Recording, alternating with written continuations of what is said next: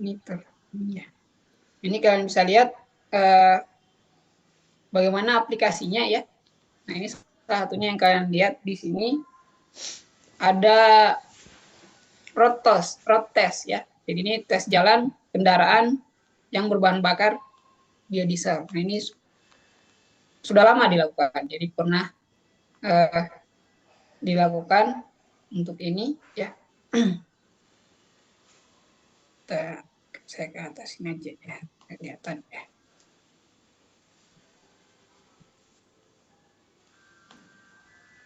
Oke ya. Nah, jadi ini ya, ini protes untuk kendaraan yang berbahan bakar biodiesel ya. Kemudian ini tentunya bahan baku untuk membuat biodiesel. Biodiesel itu atau biosolar ini sudah diaplikasikan ya. Jadi sudah diaplikasikan untuk digunakan sebagai bahan bakar. Nah, produk yang ada di pasaran nasional itu namanya biosolar ya, dari Pertamina, yang merupakan campuran dari biodiesel dan solar. Jadi kalau kalian melihat di pom bensin misalkan ada biosolar, nah itu tuh campuran dari biodiesel dan solar atau FAME ya, fatty acid methyl ester. Nah, seberapa campurannya? Nah, itu sudah menjadi kebijakan nasional. Dulunya B20, kemudian sekarang B30 ya. Nah, apa masih B30 nanti kalian cari tahu, bisa cari tahu ya. Oke, kemudian untuk prinsip produksi dari biodiesel ya. Biodiesel kebanyakannya menggunakan proses esterifikasi dan juga transesterifikasi. Jadi ada dua proses.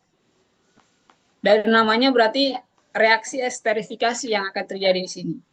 Nah, jadi ada dua reaksi, transesterifikasi dan esterifikasi.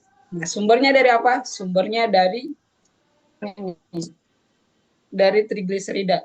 Nah, trigliserida ini didapatkan dari minyak ya, atau lemak, dari minyak nabati. Nanti berarti dari mana minyak atau lemak? Tentunya dari biomasa. Nah, makanya kenapa dia dikatakan biodiesel, karena tetap sumbernya adalah biomasa ya. Jadi biomasa nanti diekstraksi, diambil minyaknya, kemudian minyaknya yang berupa trigliserida nanti akan direaksikan dengan alkohol. Nah, biasanya katalisnya katalis basa. Nah, ini katalisnya juga banyak dikembangkan. Jadi banyak penelitian tentang biodiesel ini yang mengembangkan katalis. Jadi untuk transesterifikasi dia menggunakan katalis basa. Nanti akan terbentuk nih fatty acid ester ya. Nah, sama gliserin. Nah, jadi produk samping dari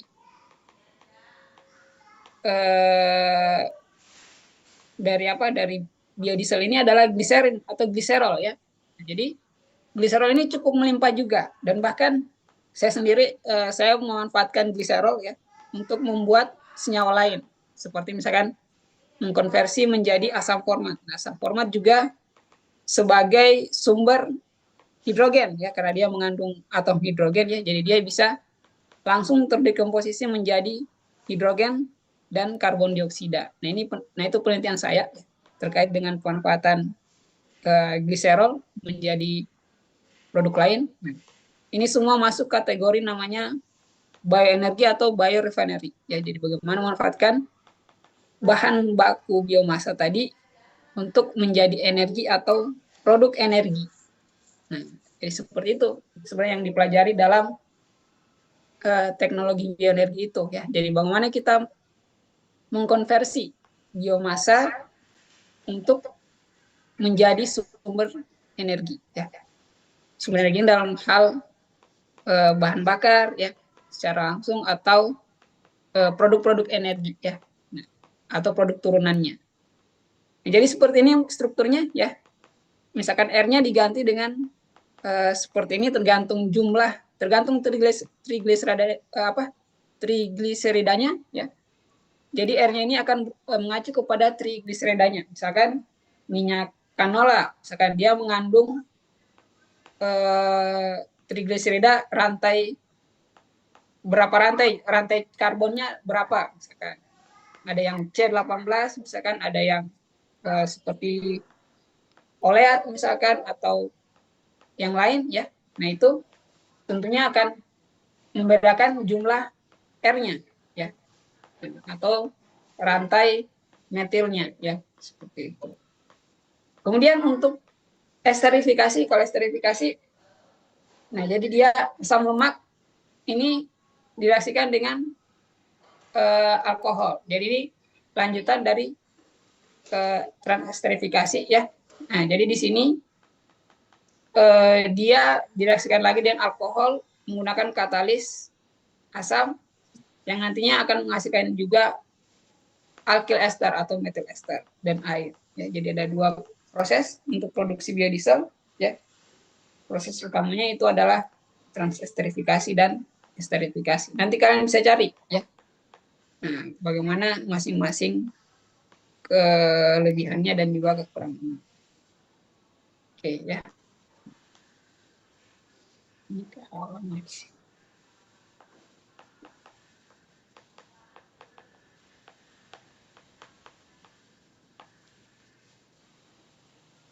Oke. Nah, ini berikutnya ini bagaimana diagram blok untuk proses produksi biodiesel ya. Jadi bagaimana di sini kalian sudah belajar ya. Kalian sudah belajar sistem utilitas ya.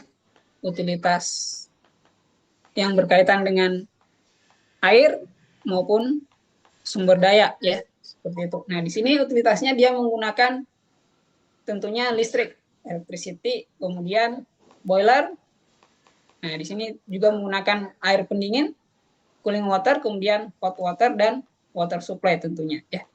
Nah, jadi di sini bagaimana yang asalnya raw material yang kemudian digunakan untuk menghasilkan produk akhir berupa biodiesel ya. Kemudian nanti akan ada produk sampingnya berupa gliserol yang direcovery ataupun metanol. Metanol nanti bisa direcovery atau free fatty acidnya atau asam lemak bebasnya bisa direcovery masuk lagi ke pretreatment dari raw materialnya.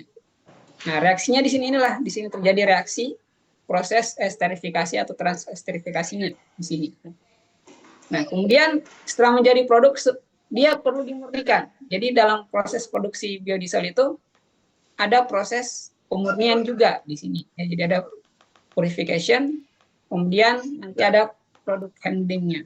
Nah, nanti ada recovery, semua recovery. Oke, nah, kemudian untuk teknologi produksi biodiesel ini ada yang first sama second generation ya. Nah, kemarin sudah sempat disinggung terkait biofuel generasi pertama dan juga generasi kedua. Ini biofuel biodiesel generasi pertama yang ini, kemudian ini yang generasi kedua. Generasi pertama itu dari minyak sayur ataupun minyak tanaman ya. Jadi minyak tanaman seperti kelapa sawit misalkan atau kanola misalkan atau apalagi minyak tanaman-tanaman lain, jarak pagar misalkan ya. Nah, ini diambil minyaknya. Nah, kemudian dilakukan proses esterifikasi, transesterifikasi menghasilkan biodiesel.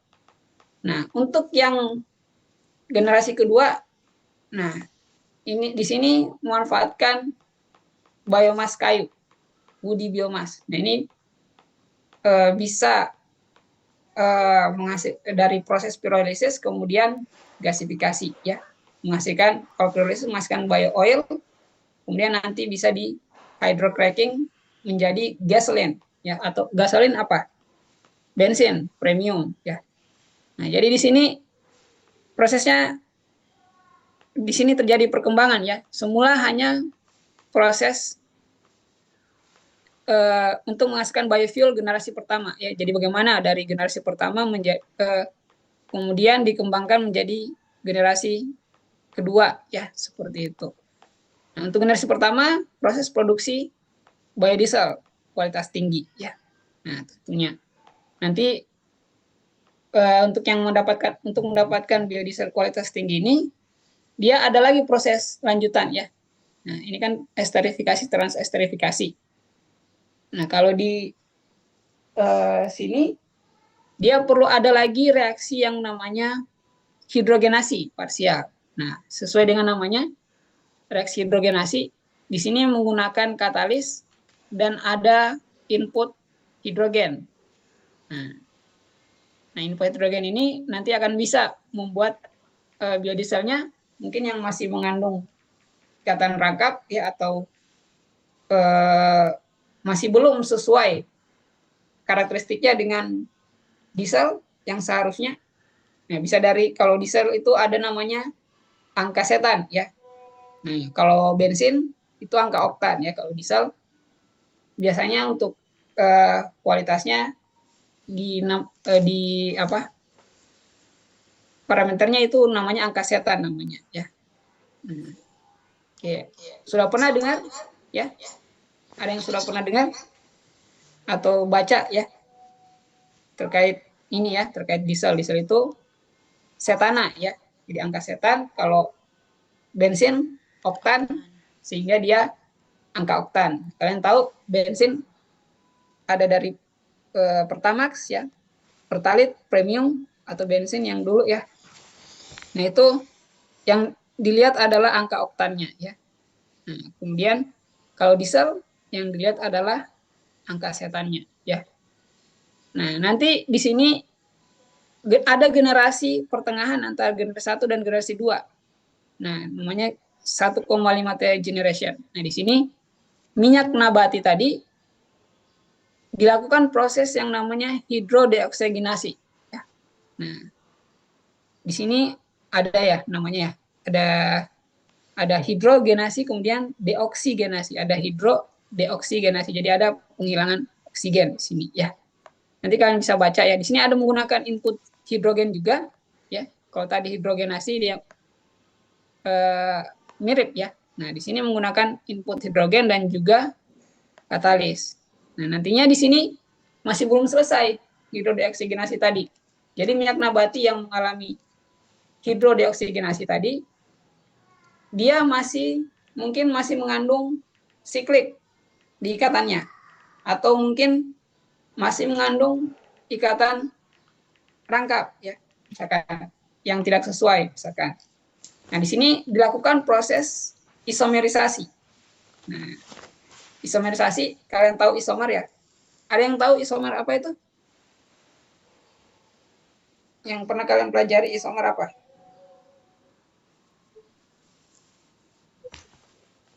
Siapa yang saya tanya nih? Novia Fitrianti. Isomer itu apa?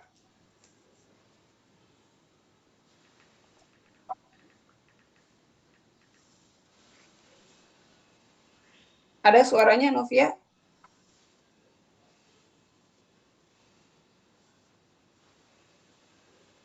Halo?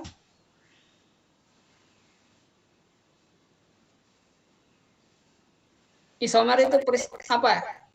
Jadi kalau ada senyawa punya isomer, itu artinya apa? Senyawa kimia yang punya rumus molekul sama tetapi strukturnya berbeda, Pak. Oke, ya. Benar ya. Mustika siapa tadi ya? Mustika benar ya? Iya, Pak. Oke, jadi itu ya. Yang lain, jadi kalian bisa membayangkan ada molekul. Nah, ini yang biasanya punya isomer ini molekul organik ya. Makanya di sini kan dia minyak itu kan dia organik ya. Nah, di sini dia punya rumus molekul yang sama, tapi strukturnya bisa berbeda ya. Misalkan C2H6 misalkan ya, atau apa C2H6 itu apa?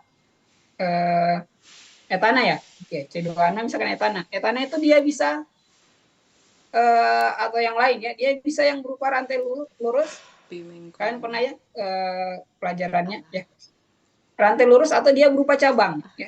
Nah, berarti cabang itu isomer dengan yang rantainya lurus saja tanpa ada percabangan di situ ya. Nah, itu yang dimaksud isomer ya. Nanti di sini seperti itu isomerisasi ya. Nah, berarti isomerisasi ini nanti akan dibuat bagaimana struktur yang satu misalkan dia yang nggak bercabang menjadi cabang atau sebaliknya ya, itu dibuat seperti itu, yang nantinya akan menghasilkan produk ini nih, minyak diesel, gasolin, sama gas-gas ya seperti C38, H2O dan lain-lain ya. Nah, ini gas bakar yang bisa dihasilkan. Nah, ini kalian bisa lihat di sini ya. Di sini minyak diesel. Kalau sudah di sini berarti namanya green diesel. Ya, beda dengan yang di atas. Di atas ini biodiesel, FAME, fatty acid, methyl ester. Kalau ini bukan lagi FAME, ya. Kalau diesel yang di sini bukan lagi FAME, makanya namanya diesel saja. Nah, sebenarnya sebutannya secara saat ini biasa disebut green diesel, ya. Jadi ini beda antara biodiesel sama, tapi sama-sama. Jadi semua ini adalah bentuk bioenergi, ya, atau energi terbarukan, ya. Oke, jadi nanti Kak harus jelas kalian pengertiannya terkait biodiesel itu apa ya. Nah, biodiesel itu FAME, fatty acid methyl ester yang dibuat melalui proses transesterifikasi atau esterifikasi dari minyak nabati atau trigliserida ya. Oke ya, jadi seperti itu ya. Nanti ini yang minyak oil yang dari generasi kedua biomasa pirolisis bio oil nanti bisa di hydrocracking lagi menjadi gasoline ya. Atau untuk yang gasifikasi dia menghasilkan syngasnya dikonversi lagi menjadi hidrogen metanol atau DME. Ini produk-produk yang punya nilai tinggi ya. Jadi makanya kalau di dalam bahasa Inggris biasanya diartikan sebagai value added product ya, atau produk bernilai tambah. Jadi tujuan dari kita mengkonversi biomasa ini untuk itu sebenarnya ya. Bagaimana kita menghasilkan produk-produk bernilai tambah atau value added product. Seperti yang tadi saya sampaikan, bagaimana mengkonversi gliserol itu melimpah sebagai produk samping, nih produk samping dari biodiesel. Nah ini gliserol kan terbuang ya, banyak karena saking sangat melimpah. Nah, ini sehingga bagaimana kita manfaatkan menjadi produk lagi yang punya nilai tambah. Nah seperti itu. Nah jadi menarik sebenarnya. Jadi dalam proses teknologi bioenergi ataupun biorefinery ini bagaimana kita bisa menghasilkan produk-produk nilai tambah tadi ya, yang terbarukan tentunya. Oke. Kemudian jadi ini teknologi biodiesel yang dikembangkan. Nah ini sempat saya ini ya karena dulu namanya BPPT ya. Nah jadi saya punya teman, ini teman kuliah saya waktu S2 ya. Nah ini saya punya teman di BPPT. Sekarang dia BPT dilebur ke LIPI semuanya ya. Tahu LIPI ya? Tahu LIPI? Ada yang tahu? Nah, bisa jadi kalian nanti bekerja di sini juga ya, di LIPI misalkan. Jadi itu lembaga penelitian ya, kalau LIPI itu ya. Nah, dulunya BPT sekarang LIPI. Jadi mereka ini nih yang mereka kembangkan ya. Nah, jadi bagaimana biodiesel tipe 1, kemudian tipe 2 dan tipe 3 ya. Nah, tipe 1 dia fitnya di transesterifikasi, purifikasi menghasilkan biodiesel. Nah, kemudian dikembangkanlah tipe 2. Tipe 2 ini kemurniannya lebih tinggi lagi ya. Jadi biodiesel yang semula 88% dikembangkan menjadi 92,5%. Nah, dengan apa? Makanya yang proses sebelumnya yang langsung transesterifikasi ini dilakukan terlebih dahulu ada yang namanya pretreatment. Nah, jadi biomas tadi, lignoselulosa tadi dilakukan pretreatment. Nah, setelah pretreatment barulah diesterifikasi. Kemudian, nah jadi ada 2 tahap di sini. Tadinya cuma transesterifikasi saja. Sekarang 2 ya, esterifikasi, transesterifikasi, purifikasi. Nah ini kemudiannya lebih tinggi. Nah, kemudian yang tipe 3, nah ini bagaimana free fatty acid atau asam lemak bebasnya di recovery, diesterifikasi, transesterifikasi, purifikasi sampai menghasilkan biodiesel yang lebih tinggi lagi kemurniannya. Oke, jadi seperti itu. Nah, kemudian ini ya yang dikembangkan dari BRDST, BPT ya.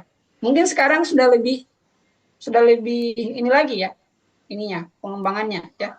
Nah, jadi yang terbaru ya, dari mungkin pengembangannya sudah lebih baru lah. Ada yang lebih baru lagi ya untuk produksi biodiesel ini ya. Tapi ini saya sekedar gambaran ya bagaimana perkembangan teknologi dari biodiesel itu sendiri ya. Nah, apa yang dikembangkan tentunya banyak yang dikembangkan kok dari segi proses-prosesnya. Nah, di sini yang tipe 4 bahkan ada yang menggunakan FFA separator. FFA itu free fatty acid atau asam lemak bebas. Di sini dipisahkan. Nah, dipisahkan sehingga nanti bisa dihasilkan biodiesel dengan kemurnian yang tinggi. Oke, kemudian ini ada proses blending dari biodiesel solar ya. Nah, tentunya ini waktu itu ongoing ya, sampai sekarang juga sebenarnya masih ongoing ya. Nah, jadi kalian kita bisa menyatakan campuran biodiesel itu dengan solar dinyatakan dengan B sekian. Nah, seperti misalkan B5 artinya biodiesel 5% solar 95%. Nah, sekarang coba kalian cari tahu. Sekarang kita masuk ke penggunaan biodiesel sekarang itu di Indonesia B berapa? Apakah masih B30 atau sudah meningkat? Coba kalian cari tahu semuanya ya.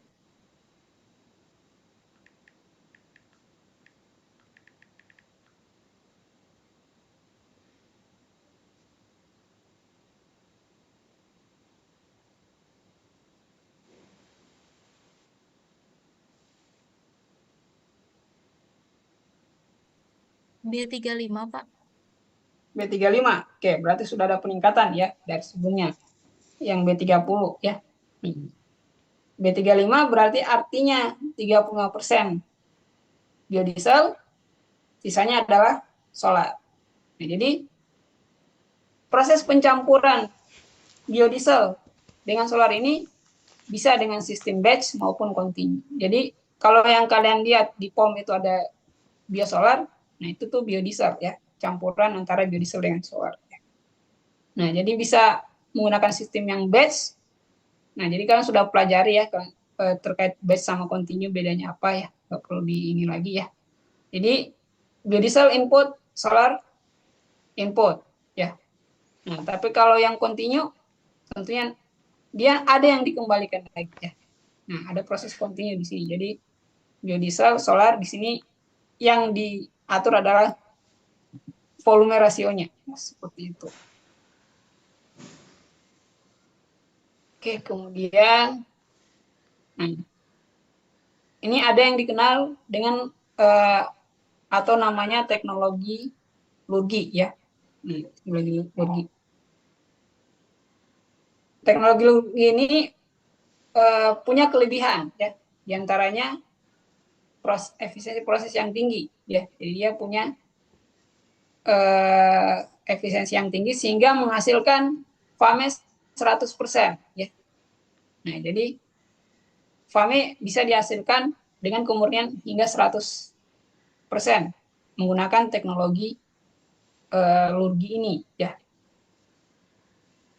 Kemudian prosesnya ini dia berlangsung kontinu ya. Walaupun peralatannya masih sederhana sebenarnya ya. Jadi kemudian dia bisa beroperasi pada tekanan dan suhu rendah. Nah, ini dia proses lurgi. Skemanya seperti ini ya. Jadi ada minyak. Tentunya bahan bakunya yang namanya FAME biodiesel berarti dia konversi minyak. Nah, pasti tuh minyak sini metanol ya. Kemudian katalis. Nah, di sini ada reaktor 1, reaktor 2 nanti akan menghasilkan biodiesel di sini. Kemudian ada teknologi lain yang dikenal ini namanya teknologi Inizio ya. Nah, teknologi Inizio ini kurang jelas mungkin ya. Oke. Nah,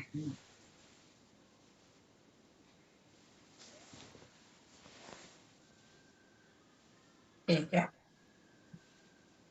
Nah, teknologi Inizio di sini punya kelebihan biaya investasinya dan operasionalnya tergolong rendah. Dia menghasilkan yield produk yang tinggi dan juga dia bisa menggunakan multi feedstocks atau bahan baku. Ya, kebanyakan biodiesel itu pembuatannya yang cocok itu adalah dari minyak sawit ya. Makanya dia menggunakan CPO ya atau crude palm oil ya.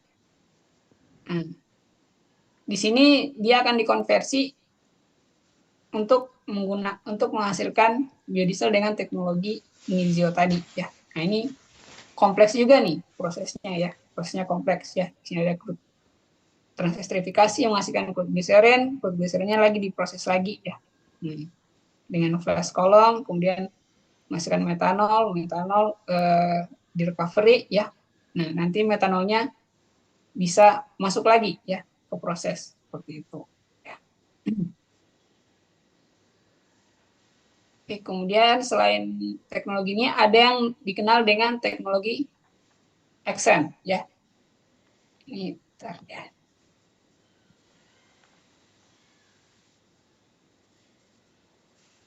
Oke ya.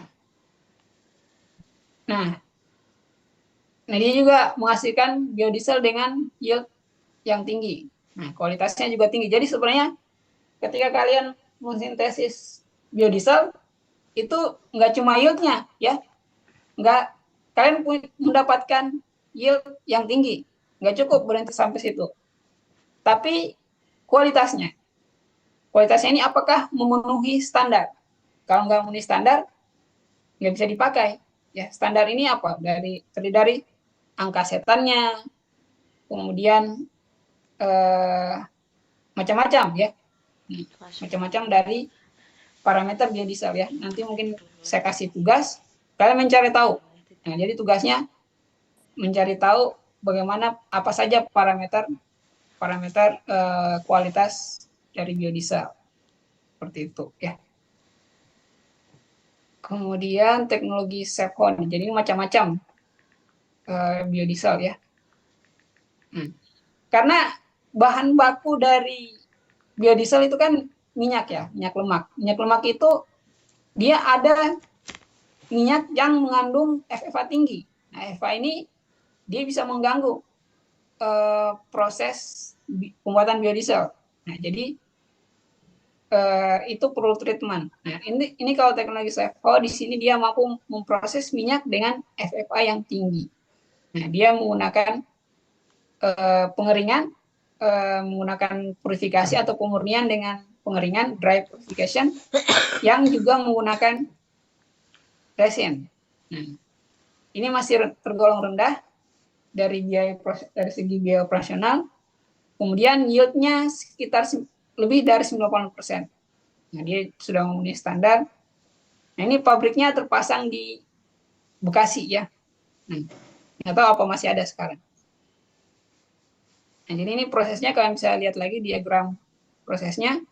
Bagaimana minyak, oil atau lemak, nanti ada pretreatment, nanti masuk metanol, katalis, kemudian proses transesterifikasi di sini. Nanti tentunya di sini ada chemical juga di sini ya. Nah, makanya dia bisa memproses FFA tinggi karena nanti ada chemical yang masuk di sini. Misal ada chemical yang masuk, kemudian gliserinnya dia ditreatment lagi ya. Nanti ada proses treatment glycerol atau gliserin ya. Namanya proses glycerin water evaporation atau penguapan ya. Nah, nanti akan menghasilkan crude glycerin. Kemudian nanti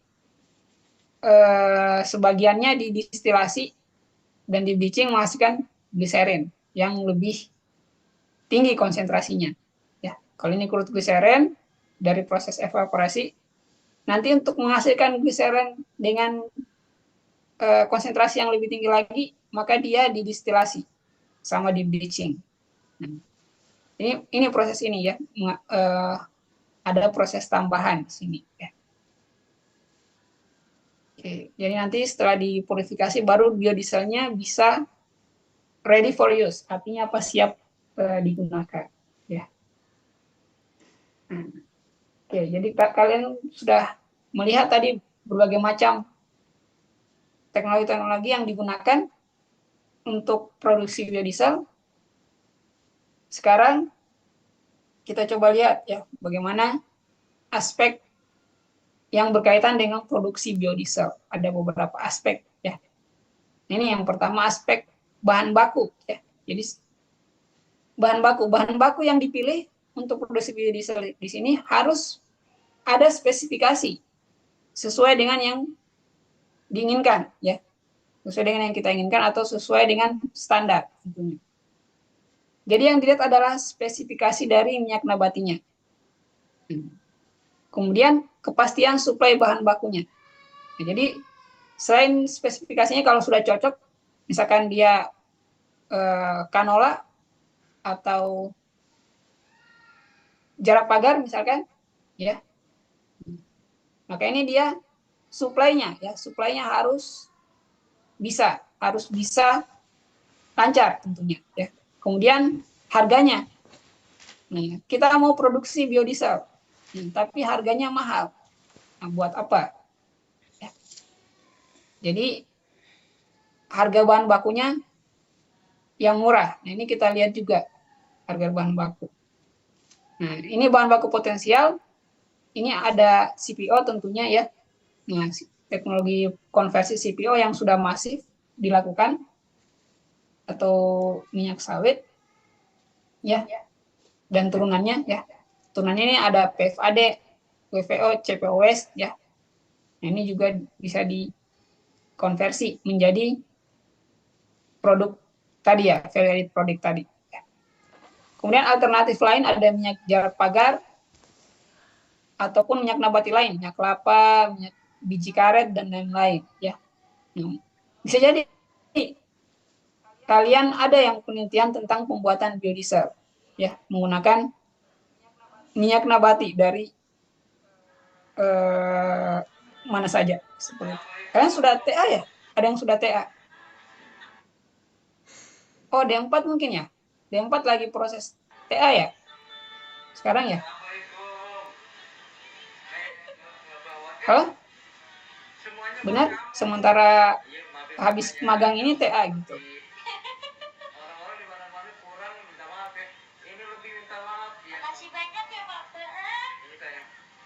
Benar ya? Yang D4 ya? Kalau D3 nanti genap ya? TA-nya ya? Betul Pak, kalau D3. Oke, D3 nanti genap ya. Jadi nanti kalian ada yang penelitian tentang pembuatan biodiesel ya. Apa yang kalian kembangkan bisa jadi dari minyaknya, bisa jadi dari katalisnya ya. Jadi ini CPO, kemudian ini PFAD, ini CPO waste, ini WVO ya, ini Jatropha oil atau minyak jarak pagar ya. Oke.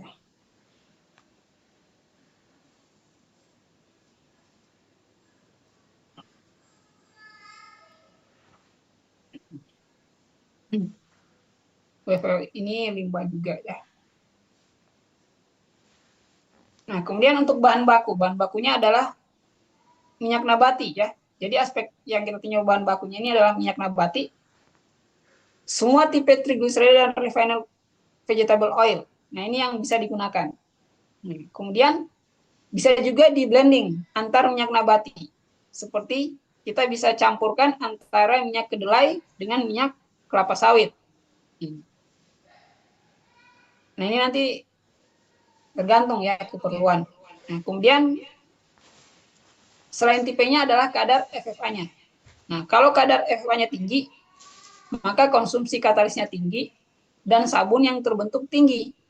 Sehingga apa yang dilakukan dalam produksi biodiesel perlu FFA removal.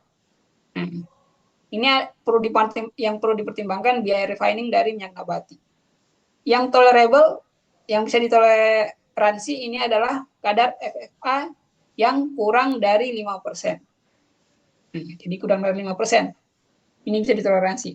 Nah, tapi tadi ada teknologi ya yang bisa memproses minyak dengan kadar FFA yang tinggi ya.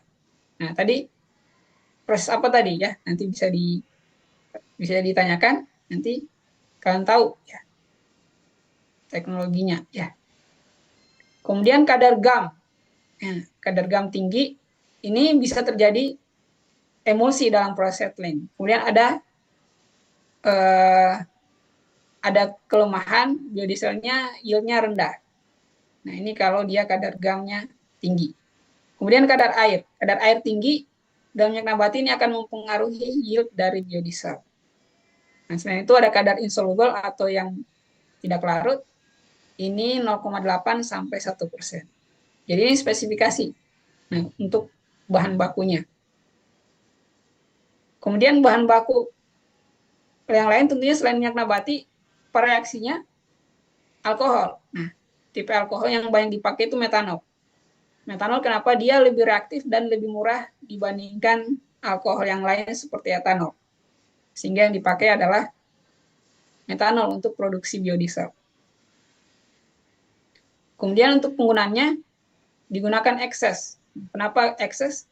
Agar dia reaksinya equilibriumnya ke kanan. Kalian sudah belajar tentang kesetimbangan reaksi ya. Jadi dia bisa mendorong reaksi equilibrium ke kanan. Nah, sehingga reaksinya kan seperti ini, minyak nabati tambah 3 metanol akan menghasilkan 3 biodiesel dan diserol. Jadi dia biasa disebut juga untuk proses ini namanya metanolisis. Ya, jadi proses produksi biodiesel itu kadang disebut dengan metanolisis karena ada penambahan metanol di sini. Nah, kadar metanol yang digunakan ini minimal 95%. Nah, untuk pemakaian metanol 50% vapor V artinya konsentrasinya volume ya berdasarkan based on volume. Nah, dia sisa metanol yang terdegrasi akan direcover dalam proses recovery. Ya, jadi kelebihannya nanti sisanya dia bisa direcover dalam proses recovery. Kemudian metanol mudah menguap ya. Nah, jadi dia kehilangan dalam bentuk uap bila suhu di atas boiling point metanol. Nah, ini yang kita perlu perhatikan juga ya. Kemudian selain itu metanol dalam bentuk vapor ini mudah terbakar. Nah, ini jadi harus diperhatikan juga ya. Jadi aspek-aspek inilah yang perlu diperhatikan berkaitan dengan bahan baku alkohol. Pendukung itu katalis ya, karena katalis bisa membantu cepatnya reaksi metanolisis tadi atau pembuatan biodiesel. Jadi katalis kalian harus bedakan ya. Ada 2 kalau ditanyakan untuk esterifikasi menggunakan katalis apa? Asam. Transesterifikasi basa ya. Jadi kalau esterifikasi di sini dia katalisnya asam. Berbeda dengan untuk proses transesterifikasi yang menggunakan katalis basa ya. Nah, ini biasanya KOH dalam metanol. Nah, biasanya jumlah konsumsi KOH lebih banyak dibandingkan yang katalis berbasis Na. Di sini yang perlu diperhatikan di sini terbentuk salt garam pada waktu netralisasi. Nah, sehingga akan membuat equipment plugging dan low pH operation. Nah, biasanya pH-nya 1. Nah, kalau NaOH dalam metanol di sini kita mixing NaOH dalam metanol. Nah, ini reaksinya eksotermik. Karena reaksinya eksotermik, maka kita perlu pendingin untuk mengurangi metanol loss. Ya. Selain itu, handling NaOH ini harus diperhatikan karena NaOH kalian tahu sifatnya dia higroskopis. Ketika dia bisa meleleh atau lengket. Untuk pemakaiannya, dia 1% weight per volume base minyak nabati. Ya. Oke. Nah, jadi tipe katalis untuk esterifikasi, kalau tadi transesterifikasi, sekarang esterifikasi, ini ada asam sulfat dalam metanol. Dan asam sulfat yang dipakai ini kemudiannya 98%, jumlah konsumsinya 3% V per V, base-nya nabati. Ini perlu hati-hati ya. Nah, perlu hati-hati ketika mencampur asam sulfat ke dalam metanol. Ya. Nah, kalian sudah tahu ya bahaya asam sulfat ya. Oke, kemudian itu tadi aspek pertama dari bahan baku. Nah, jadi kalau ditanyakan aspek bahan baku, kalian sudah bisa menjelaskan. Aspek yang kedua, di sini ada aspek dari proses produksi dan peralatan. Nah, untuk proses produksi yang dipilih di sini bergantung pada bahan baku. Prosesnya terbagi menjadi treatment bahan baku apa, kemudian reaktornya. Jadi reaktor di sini untuk proses transesterifikasi dan juga esterifikasi. Kemudian pemurnian biodiesel, bisa washing, settling, drying, dan juga recovery dari metanol dan FFA atau biodiesel. Oke, jadi, nah ini sudah tadi ya, biodiesel. Nah, jadi karena proses produksi dan peralatan, jadi perlu diperhatikan hal-hal ini ya. Bagaimana peralatan dan prosesnya. Ini untuk diagram alir. Untuk catatan di sini ya, raw materialnya atau minyaknya FFA-nya kurang dari 5%. Nah, jadi di sini akan dilakukan proses mixing antara katalis ya dengan metanol. Ini CPO, misalkan menggunakan bahan baku CPO. Nah, ini tadi karena ada GAM. Kalau misalkan bahan bakunya mengandung GAM ataupun FFA yang tinggi, maka perlu ada preparasi degamming dan FFA removal. Nah, baru bisa masuk ke transesterifikasi. Di transesterifikasi nanti masuk mixing katalis dari katalis sama metanol. Nah, baru settling, washing, drying, masukkan biodiesel. Kemudian recovery, yang di recovery apa? Metanol. Metanol untuk dimasukkan lagi ke dalam proses. Selain itu purifikasi. Purifikasi yang dipurifikasi apa? Gliserolnya sebagai byproduct, produk sampingnya. Ini untuk proses yang transesterifikasi. Nah, kalau menggunakan esterifikasi, gabungan esterifikasi dan transesterifikasi di sini beda lagi ya. Nah, di sini sebelum transesterifikasi ada esterifikasi terlebih dahulu. Washing settling baru masuk ke transesterifikasi. Ada washing settling lagi, kemudian drying, baru hasil akhirnya produk biodiesel. Nah, yang lainnya sama, ya, recovery-nya sama. Nah, untuk pretreatment bahan baku, nah, di sini ada degamming proses. Nah, peralatannya ada oil degamming tank, mixer, kemudian filter press, sama pompa, sama clean oil tank. Nah, ini untuk pretreatment bahan baku, ya, kalian bisa, ya. Nah, mixing katalis, ini akan mencampurkan katalis ke dalam metanol. Nah, ini pencampuran dengan mixer. Di sini reaksinya eksotermis. Jadi perlu cooling untuk mengurangi tadi kehilangan metanol. Nah, ini yang concern-nya atau yang perlu diperhatikan, di sini metanolnya mudah terbakar. Kemudian untuk esterifikasi asam sulfat dicampur ke dalam metanol ini harus hati-hati. Nah, untuk peralatan mixing tank, ya mixer, pompa, dilengkapi dengan cooling dan kondenser. Ya. Nah, sebenarnya kalian sudah pelajari alat-alat ini semuanya ya. Mixing ya kalian sudah belajar ya. Ini pretreatment bahan baku. Nah, kemudian ada juga FFA removal, water removal, dan dirt removal. Nah, untuk FFA removal perlu dihitung bagaimana biaya FFA yang dihilangkan dengan biaya katalisnya. Nah, untuk water removal ini bisa dengan heating dan settling atau decantation atau dekantasi ya. Dead removal itu bisa dengan penambahan air panas, settling. Nah, ini ya bisa dilihat peralatannya. Nah, reaktor. Reaktor fungsi utamanya tentunya mereaksikan minyak dan metanol jadi biodiesel menjadi biodiesel dan gliserol.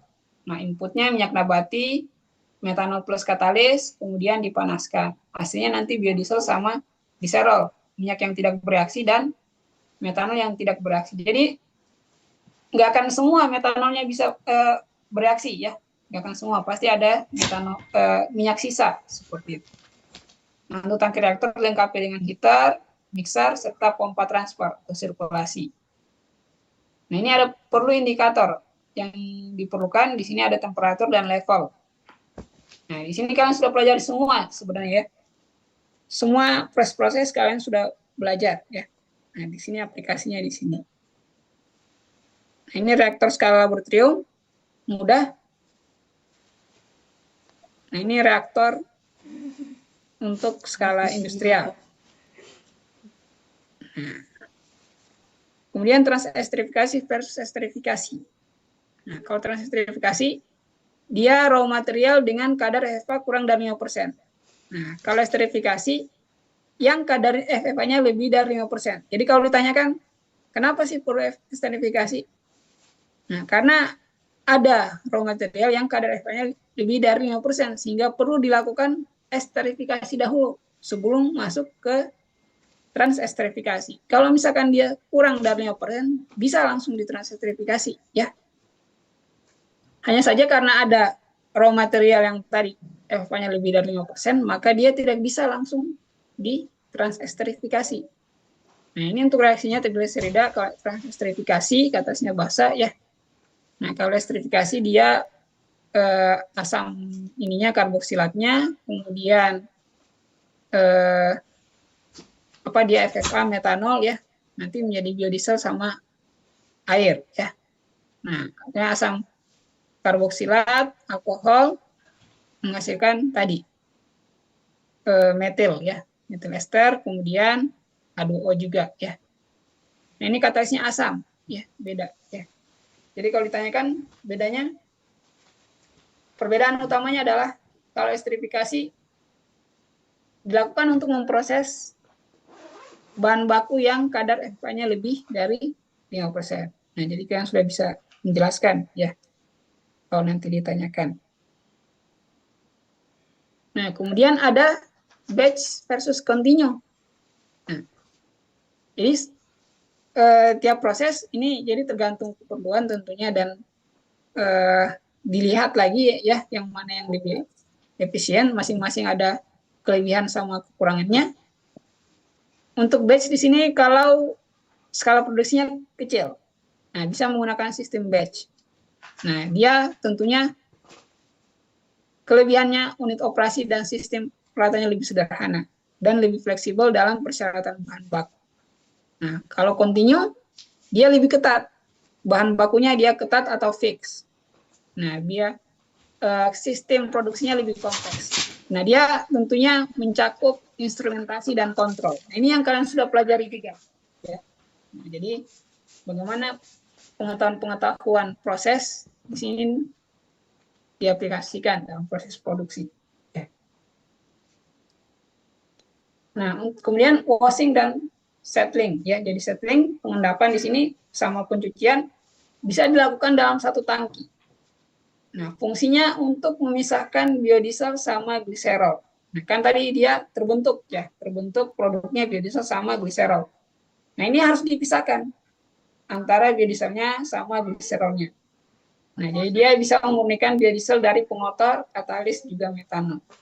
Nah, jadi setelah reaksi settling, ini berdasarkan, kalian tahu ya, proses pengendapan pasti dia berdasarkan berat. Ya. Jadi ada perbedaan berat jenis hingga nanti biodieselnya yang minyak di atas, gliserol yang di layer yang lebih berat di layer bawah.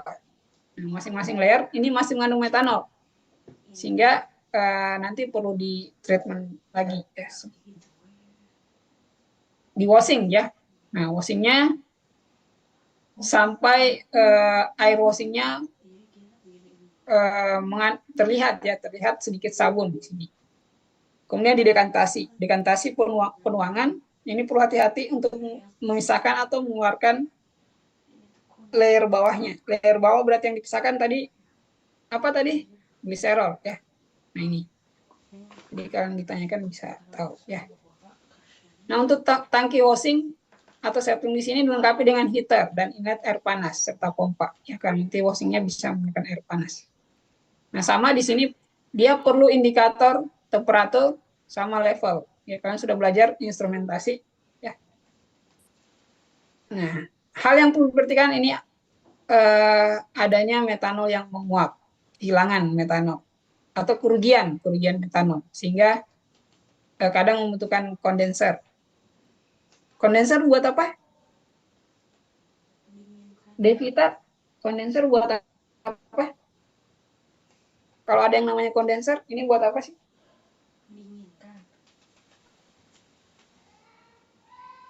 Halo? Ada suaranya?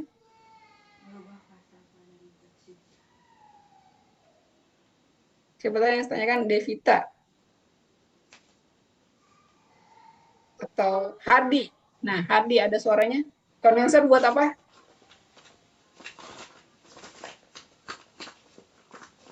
Yang menguapnya supaya nggak jadi keluar itunya apa, nggak jadi ada loss yang terbuang gitu, Pak.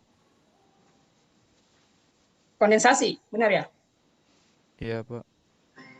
Oke, jadi terjadi proses pendinginan ya, kondensasi ya, sehingga nanti dia yang menguap bisa diambil lagi ya, seperti itu. Oke. Nah, ini settling dengan proses batch ya. Ini kalau di lab sih seperti ini ya. Nah, mudah menggunakan corong pisah misalkan. Jadi di sini kita akan melihat bedanya ya. Nah, kemudian drying. Nah, drying dia akan mengurangi kadar air dan metanol secara signifikan.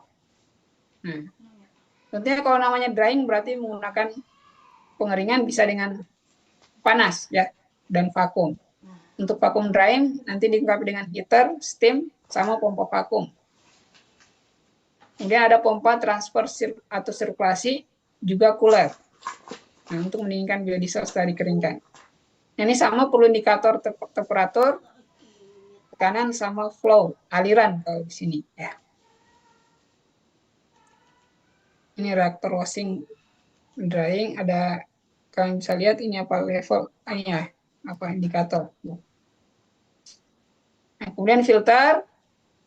Nah, di sini filter untuk memfilter kotoran atau impuritas dalam biodiesel. Ini vacuum dryer dan filter. Nah, kemudian recovery metanol. Jadi fungsinya apa? Di sini kita merecover metanol dan gliserol, dan metanol dalam air washing. Tadi kan masih ada metanol dalam air washing juga. Nah, di sini kita bisa recover dengan cara evaporasi dan distilasi. Nah, tentunya perbedaan titik didih metanol sama gliserolnya besar, sehingga kita bisa evaporasi, pemanasan. Metanol yang menguap nanti ini tadi kondenser, dikondensasi ya. Nah, setiap evaporasinya bisa batch, bisa continuous atau falling film. Terpakai semua nih ya, banyak terpakai yang kalian praktikumkan ya, yang kalian lakukan di sini ya. Ada ya di pilot juga ada ya.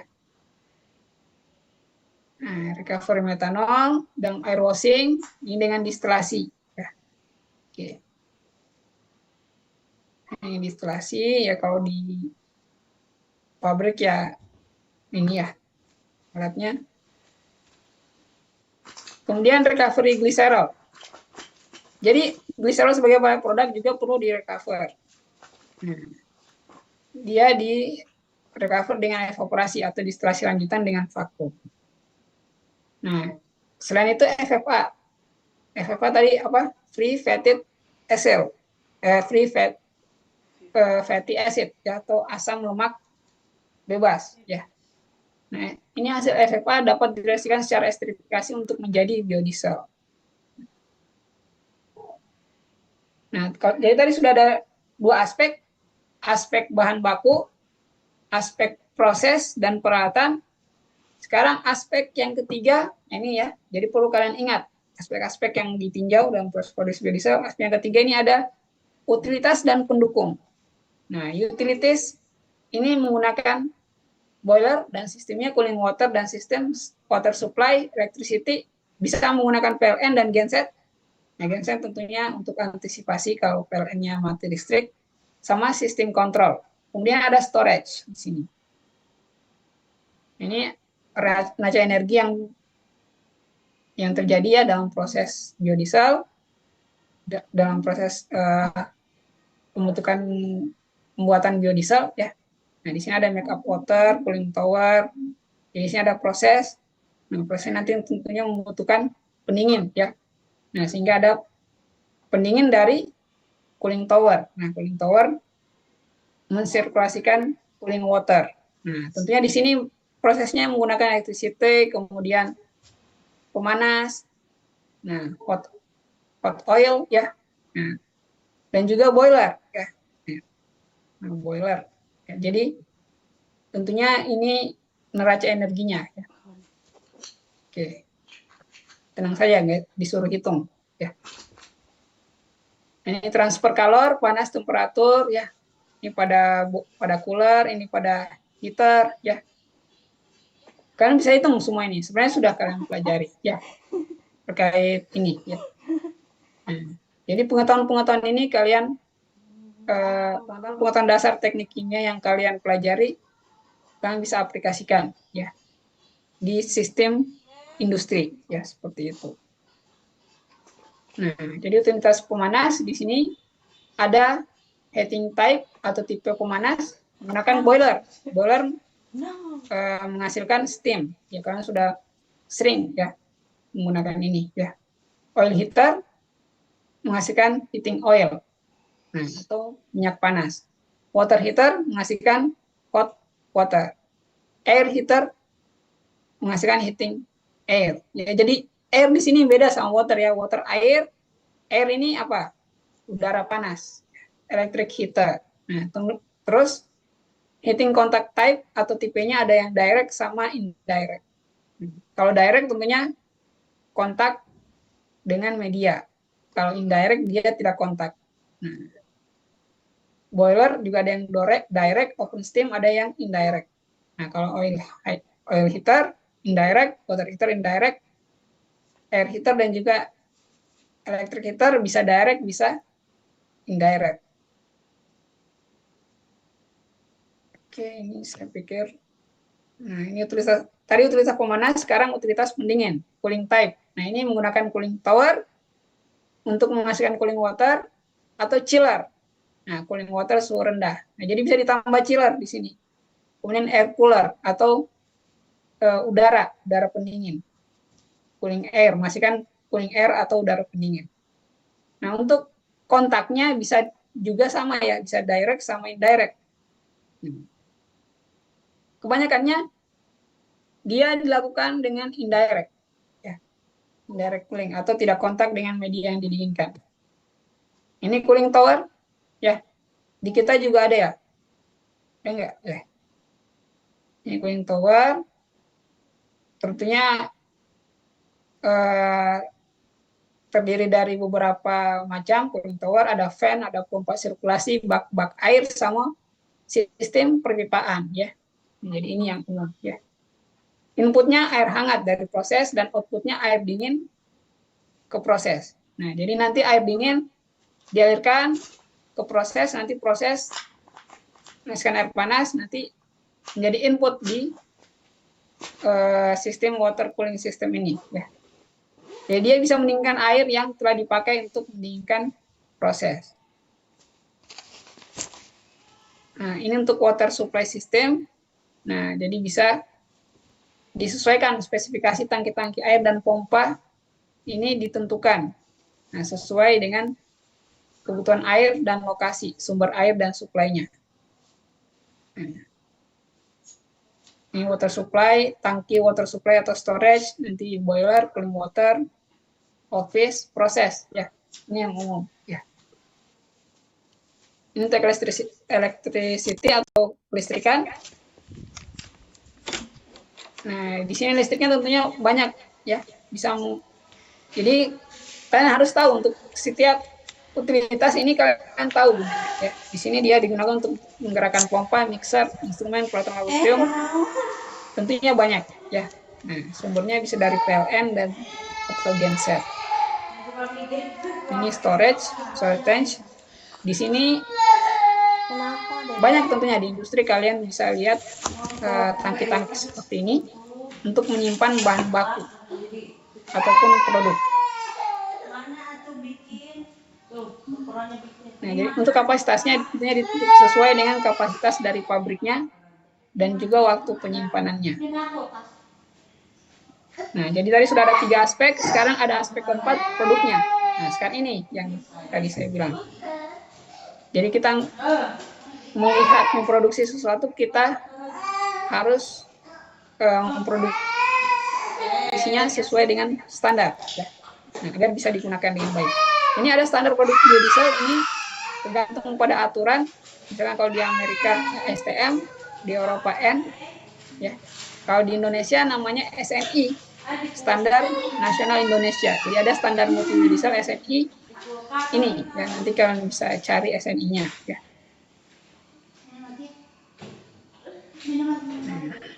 Nah, ini yang saya bilang parameter-parameter syarat mutu biodiesel berdasarkan SNM. Ya. Nah, saya nggak tahu apa sudah ada SNI yang terbaru ya selain ini. Ya. Nanti kalian bisa cari tahu, ya. Ini syarat mutu biodiesel SNI. Ini terdiri dari massa jenis, viskositas. Nah, ini angka setan, titik nyalanya, titik kabut, korosi. Terus ini yang angka asam, ya, yang diuji juga angka asamnya. Ada satuan minimalnya ataupun maksimumnya, ya. Nah, ini persyaratannya, ya. Nah, persyaratannya. Gliserol bebas, gliserol total, angka yodium. Nah, ini kestabilan oksidasi. Nah, ini juga yang penting dalam. Nah, ini juga kadang menjadi penelitian bagaimana kestabilan oksidasi dari biodiesel. Nah, ini ada periode induksi, metode Ransimat atau metode Potter-Oxy. Ya, nanti bisa dicari tahu. Terus aspek yang kelima ini byproduct gliserol. Nah, gliserol dia jumlahnya cukup besar sehingga perlu penanganan. Makanya ini gliserol banyak diteliti untuk dimanfaatkan menjadi value added product. Ya. Nah, selain itu dia bisa secara umum dia bisa punya nilai ekonomis yang dimanfaatkan menjadi bahan baku sabun, kosmetika ataupun obat-obatan, atau bisa dibakar dalam boiler sebagai bahan bakar. Terus aspek yang keenam ini ada quality control. Jadi penting untuk menjaga quality control. Nah, quality control di sini untuk menjaga kualitas produk, kemudian mengawasi kesuksesan dari proses. Nah, dia bisa dilakukan secara berkala. Nah, mungkin ini sebenarnya ada pelajaran khusus terkait quality control, ada ya? Kalian mata kuliah pilihan juga ya? Mungkin ada yang mengambil juga di sini. Pelajaran terkait ini. Ya. Nah, jadi ini untuk menjaga kualitas maka dilakukan pengujian kualitas dari produk. Ya, banyak. Jadi production, process optimization, kemudian product specification test, kemudian bagaimana dia produknya memenuhi standar nasional, kemudian baru bisa di performance test, ya, performance test. Kalau sudah performance test baru bisa di road test atau tes jalan. Tes jalan berhasil, sosialisasi, kemudian komersialisasi, ya. Nah, ini dulunya ya. Nah, dulunya bagaimana biodiesel, perkembangan biodiesel. Nah, sampai ke sekarang ini biodiesel tadi D35 ya?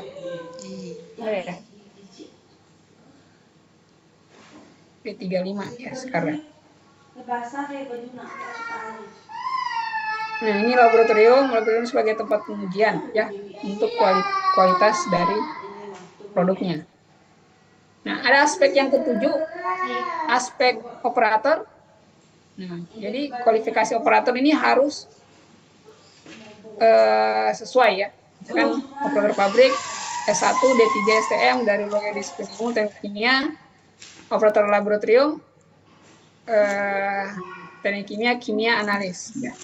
Oke, jadi kalian bisa masuk misalkan ke sini ya. Nah, terus manajemen. Nah, ini manajemen ya. Jadi saya pikir sudah ya. Ini rekayasa teknologi biodiesel. Ya. Oke, ini mungkin terakhir ya, bagaimana dikit saja ya. Nah, ini langkah-langkah desain dalam rangka desain teknik dalam rangka pendirian pabrik biodiesel. Nah, jadi ini mungkin sebagai wawasan saja ya. Jadi tentunya bagaimana melihat juga material head balance-nya, kemudian piping, instrumentation, nah, detail design yang equipment, detail design 2, electrical, dan lain-lain, detail design 3, civil works, building, ya. Baru ke complete plan design. Nah, terus di sini ada cost-nya, yang nantinya estimasi masing-masing desain ada estimasinya, menghasilkan total cost masuk ke complete plan design. Ini tahapan-tahapan untuk desain teknik dalam rangka membuat pabrik biodiesel. Oke, saya pikir ini enggak ya. Oke, saya pikir sudah selesai materi kita terkait biodiesel.